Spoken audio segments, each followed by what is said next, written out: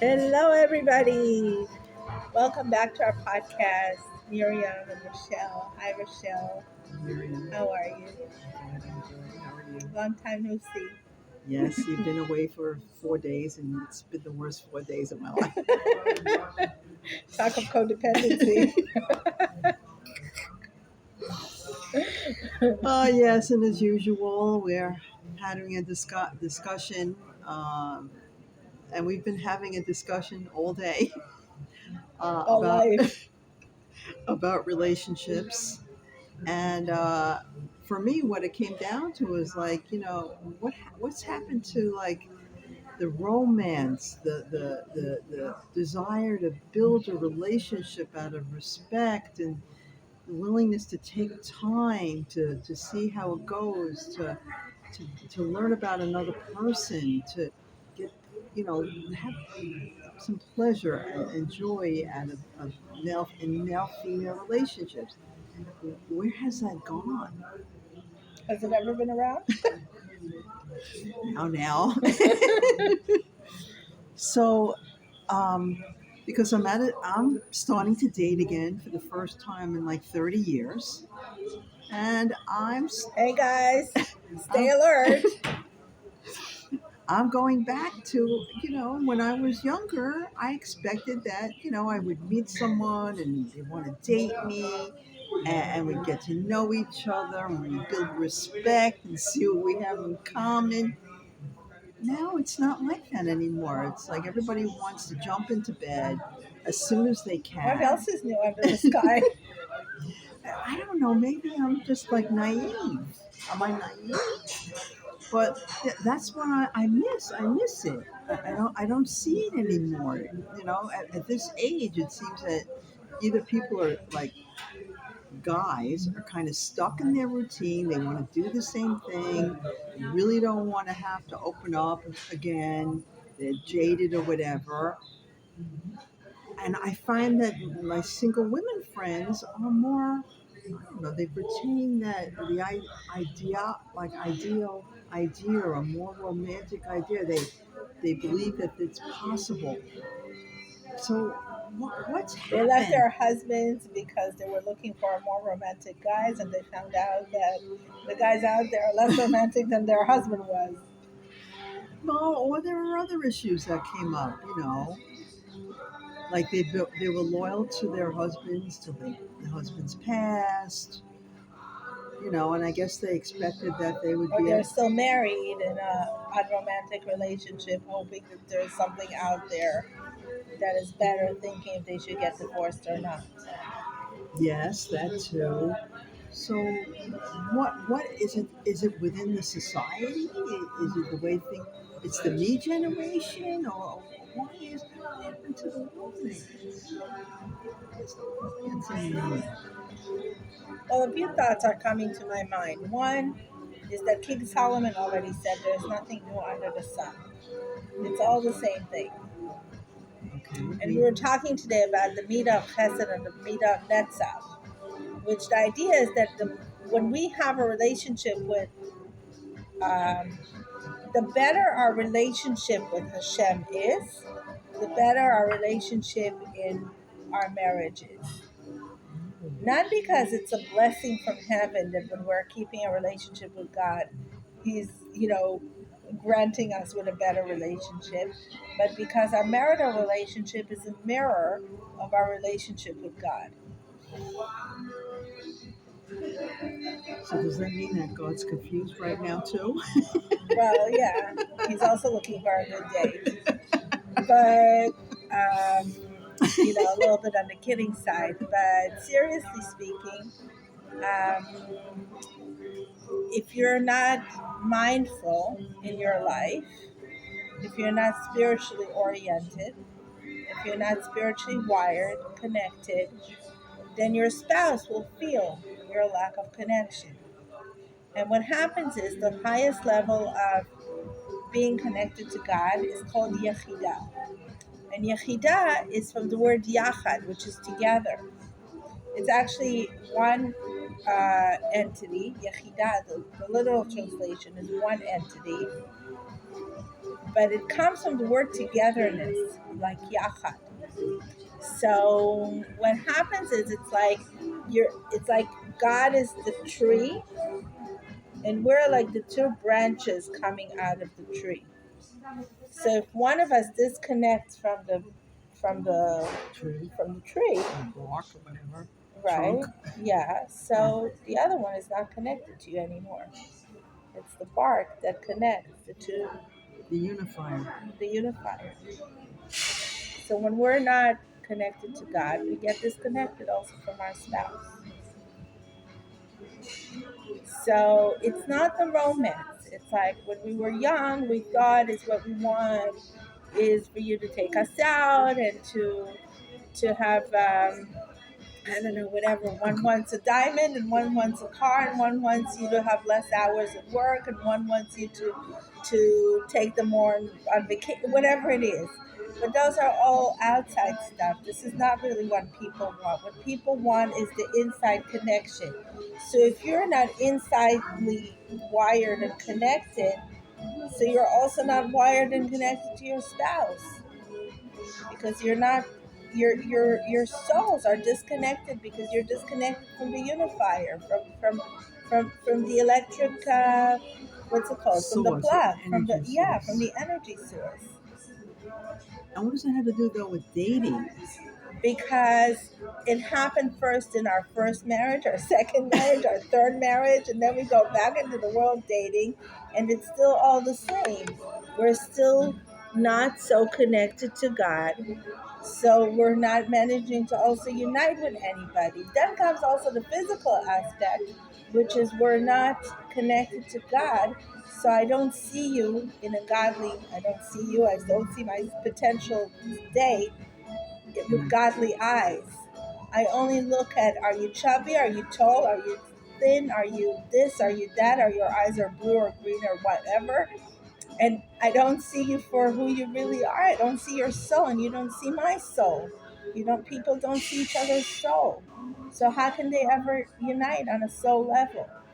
So, in the dating sites, they give you this incidental information, or the matchmaker site, you get this incidental information, and none of it is really soul from the soul. Right, So you don't know who you're dealing with. right. You're looking at a picture that somebody may have just taken like And this. usually people put a picture, a 20-year-old picture on the website. I've So heard that. even right, so even if you have a good picture, you don't even know if it's a real picture from today. And even if it's a real picture from today, we all know that sometimes we get out. Some of us are more photogenic than others, True. and some of us have better pictures than others, and we end up using a picture that is just not very complimenting. So it really means nothing about how the person looks. But what you can get from those pictures is a little bit the energy. You don't need to look, the nose, the this, the wrinkles, I don't know what, right? What you have to look at is more of what kind of energy are you getting from the eyes, and what kind of energy are you getting from the softness of the expression of the face, because the expression of the face and the eyes are a glimpse into the soul, a window into the soul. So Yeah, that's what you wow. want to get from the picture to maybe screen a little bit who you're going to date, because the outside appearance, if you're going to connect on a soul level, the outside appearance you'll align with usually. Yeah. And if you'll align with only with the outside, with the physical appearance, Right. and not on a soul level, so even if you'll do it for a week or two, a month, a year, whatever, 5 years, doesn't matter. Eventually, will wear out. So anyway, what you want is the soul connection, because it's the soul connection that will keep you together for many years. Maybe I should go back to that matchmaker and ask her to take a picture of that guy. Like, tell him, why don't you imagine that you're looking at the woman that you love? That would be And a nice idea. There's a good idea for all of you out there who's looking. matchmakers. No, and also when you want to put your picture on a matchmaking site, Yeah. take a picture imagining that you're in love, that you're looking at the person you're in love with.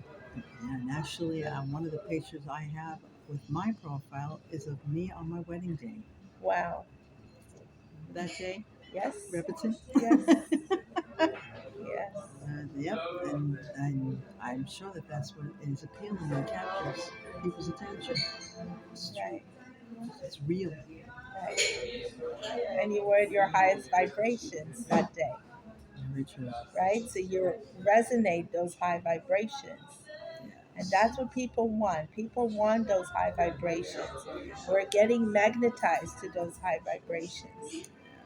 And when we don't resonate them, we don't magnetize so much to us I know. good energies. It's It what doesn't will attract it's what us. we will resonate. It's what we will attract to us also.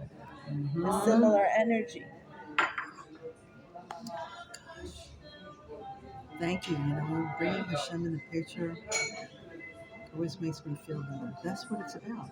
If I can't tell somebody's relationship to God by looking at their picture, how do I know if they have any? No matter what's written about them, I have no idea. Just how many kids they have and where they went to school, that doesn't give me any information about the soul of the individual.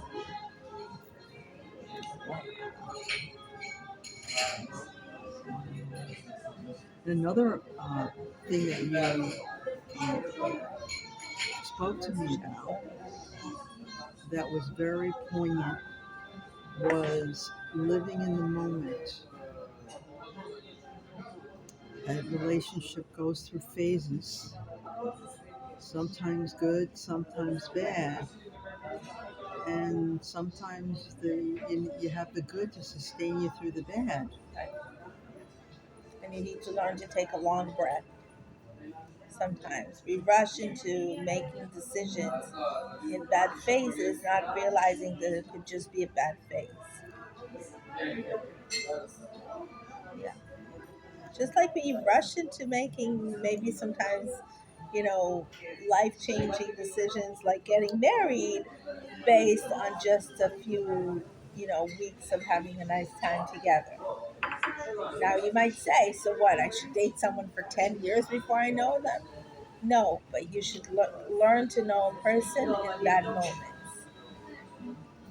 right? It's like if you're still in your, if you're who you're dating is still getting their period, get to know them when they're having their period, right? If it's a man, get to know them when they're having a flu, right? Get to know them when they're tired. Get to know them when they get off work or when they had a bad day with a friend or something, Get to see how they are when they're interacting with others, not just with you on a bad day. Also, just being aware that everything doesn't last forever. Like if you're going through a bad patch, doesn't mean that it's going to last forever. Right, right. You know, you can wake up and you're at war, and the whole situation has changed completely. And you can go to sleep on a day at night thinking that Syria is about to invade Israel and wake up in the morning and found out that Syria was collapsed. But So same thing in personal life. It's like we're davening in the chakras every day that God is renewing the world every day. And He's literally renewing the world every day. And He's literally renewing us every day. We are a new creation every day. every So day, one of the things that we're missing out on is looking at each other with new eyes. We need to learn to see each other and really say to each other, I want to know who you are today. You're not the same person you were yesterday. Tell me what your needs are. Tell me what your emotional needs are. Tell me, how you doing today. Tell me what your sexual needs are. They're also not the way they were yesterday. We're growing older. Do you need more of this? Do you need more of that? Do you need more of a loving touch versus sexual touch? And it could be both men or women because I know many couples where usually people think that men are the most more sexual side of the relationship, but yeah. it's not always so. There are many women who are the more sexual, and it also goes through phases. At some point, the guy will be more sexual with the higher sexual drive, and at other moments, the woman will be with the higher sexual drive. Those are things that need to be discussed again and again throughout life. Wow, Miriam. You know, if you've been in a marriage for 30 years, sometimes you're still expecting things to be the same way it was 20 years ago. Right? Right? And you also, and people also, one of the biggest mistakes for people are that sex is only about sex and Hmm. not about making love. Just about cuddling and making love and making out and being there with each other Yeah. for as long as they need it. Who says that we need to accomplish anything? Oh man, that is so true. You know, it's funny too. As you get older, I mean, you're not going to have children anymore. And as you get older, just being together and hugging each other, I think that's probably what I miss most. You know, just those simple times of looking in each other's eyes and Making appreci- love with your eyes. appreciating the history we've had together and the times that we've had together and the things that we love about each other. We're not doing Right. And when people in younger stage in life realize that, anything. then the accomplishment part will probably be much more achievable if you're not rushing there all the time. If you're not rushing towards the accomplishment, so to speak, but you're Wow. just in the moment. You're in this mindful state of mind of just being in the moment, even when your sexual drives are still very active and you're younger on the younger side. You're not rushing it anywhere, and and still, and then there's the whole middle age phase, where you're a little bit there and you're a little bit there already. Things are working sometimes better, sometimes less. Sometimes people are beginning to have health issues, etc. and Oh and it's yeah, and I it's know. and it's not about the attractiveness, and it's not about the sexual ability, and it's not about them not loving you anymore. It's more about their hormonal changes. If it's, or it could be either the hormonal changes or other issues, medical issues, heart conditions, etc. So those are things that need to be considered and and and and like not overlooked in a way of like overlooking them, but not being so judgmental of each other, Having not making right, expectations. not making it happen so quickly like you did when you were 20. And how many couples try to have children for years, and then as soon as they adopt a child, the woman becomes pregnant in a couple of Right, months right, afterward. because all the tension is gone. The expectations and all Right, that. I hear that so right, frequently, right, so frequently. totally. And it's true, by the way. What does it say? En ben Mashiach, en ben David ba, ela b'esech hadad. That Mashiach will come when you don't expect it, when you expect it to leave. When you don't expect it, actually, is what it says. Right? It's like when you're there, and that's what it means.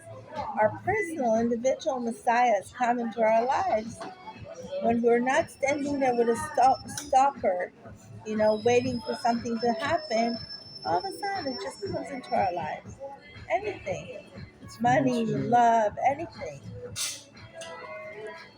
We That's really need to learn to let go. That's the ultimate goal in life, is to learn to let go. That's the most godly thing we can do. More than any prayer, more than any mitzvah, is to learn to let go and let God, like they say. so true. And you know, all the good things that have ever come into my life have all come in under those circumstances. Right. Definitely. So thank you for being with us today again, and hopefully we'll see each other soon. Please share and like, and send us a comment, and tell us what you think and how you experience life. We'd love to hear from you. Have a wonderful day.